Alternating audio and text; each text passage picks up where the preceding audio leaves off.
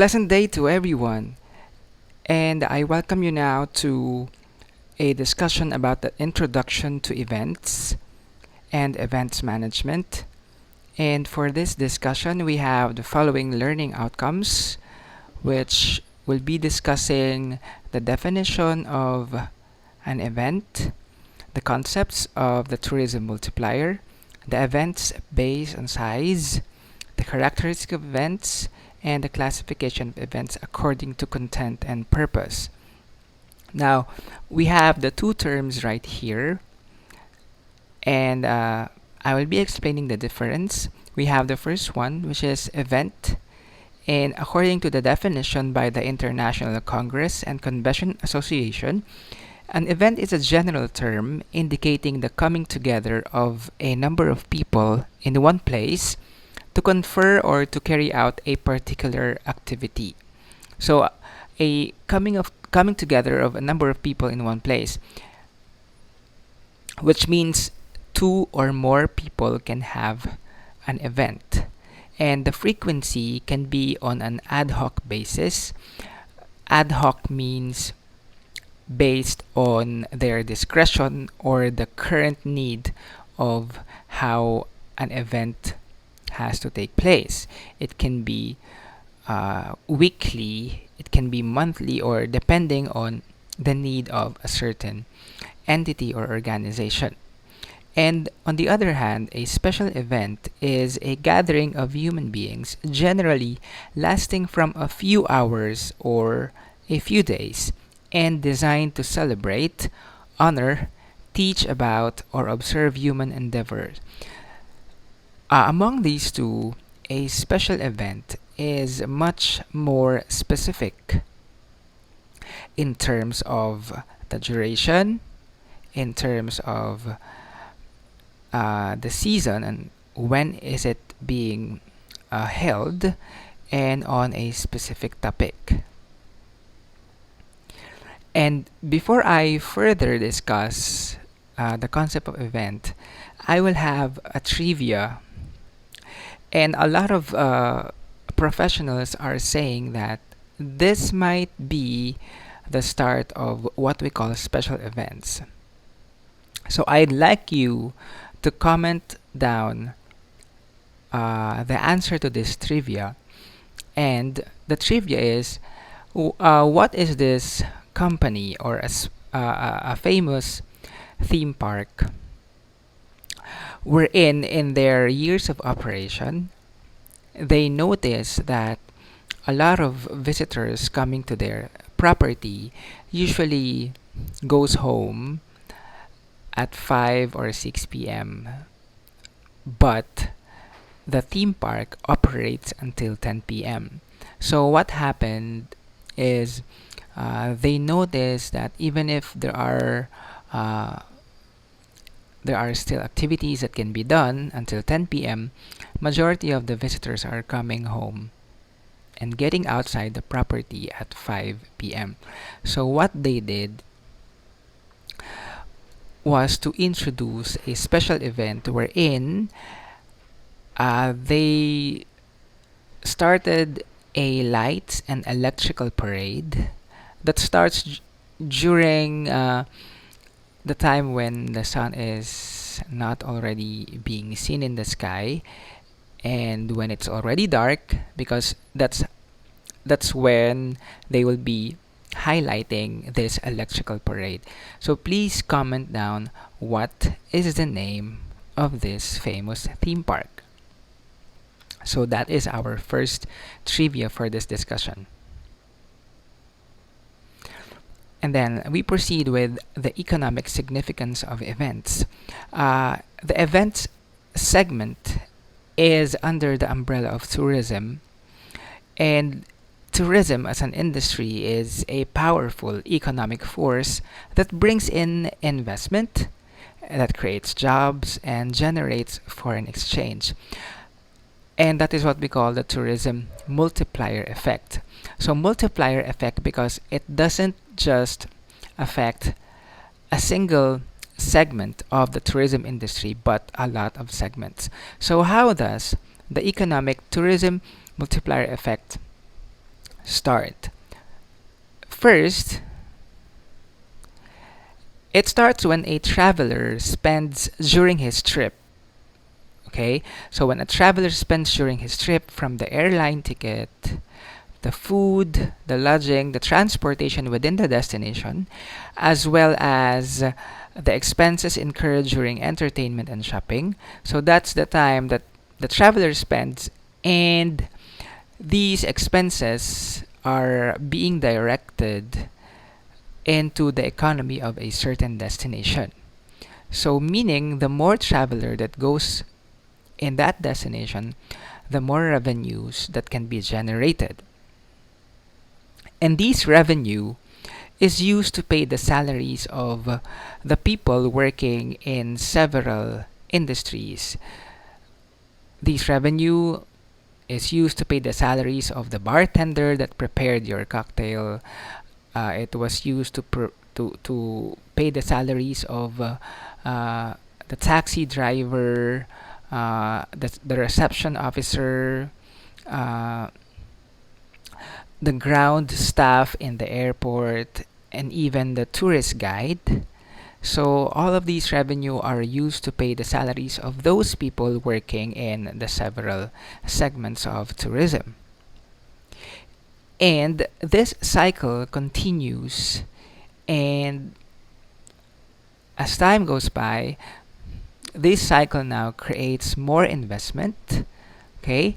And it will then create more employment in that destination. And on the side of the event segment, or what we call the MICE segment, okay, this multiplier effect really is of very significant.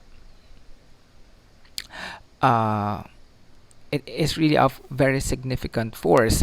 Why? Because in the MICE sector, you usually have a lot of people coming into the destination, and you can have the event or the exhibition on a specific duration. It can be annually, it can be biannually, it can be monthly, or it depends on the need of a specific destination. And because of that,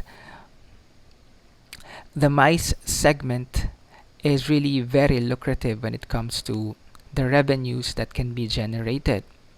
And let's say if a convention or an exhibition is international in nature, imagine the volume of the people that will be coming in to the destination. And that again creates the multiplier effect of tourism. Now let's go to the types of events based on the size or the the number of people attending the events. First is the mega event. So mega event are the largest events, and they are generally targeted at international markets. And because they are targeted at international markets, the global media usually covers these types of events. And examples could be the Olympics, of course, because you have the entire world joining these events, and of course Super Bowl, which is famous in the US.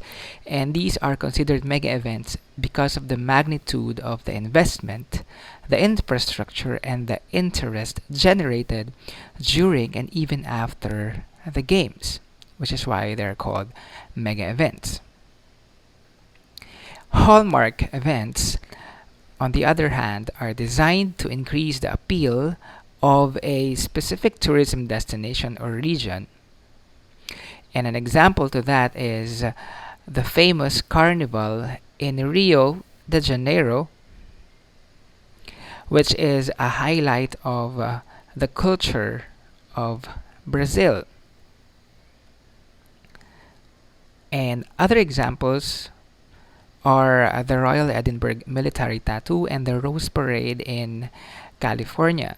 That highlights a specific charm or an appeal to a destination.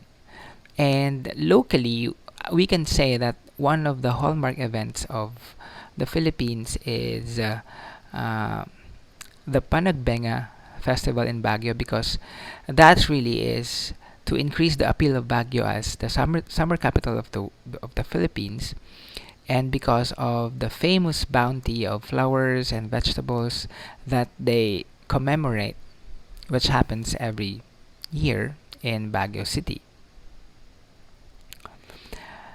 MICE, as I have mentioned before, MICE means meetings, incentives, conventions, and exhibitions, and it positively affects other tourism sectors.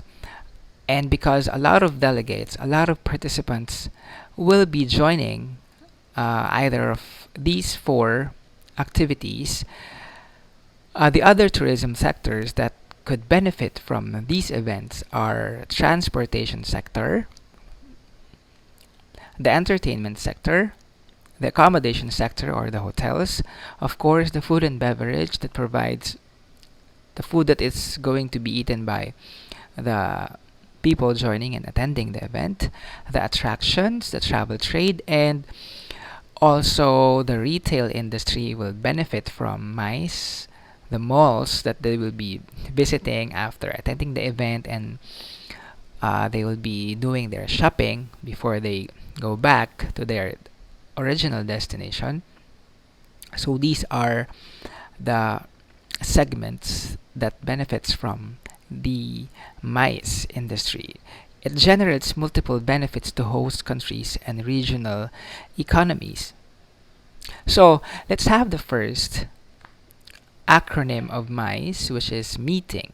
So a meeting takes place when two or more people come together with a common agenda.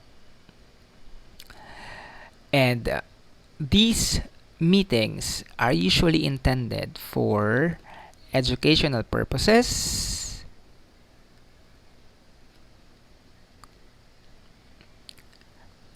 for training purposes, for decision making, of course, which is very much related to business decision making, research, sales, information exchange, networking, strategic planning, team building, and problem solving.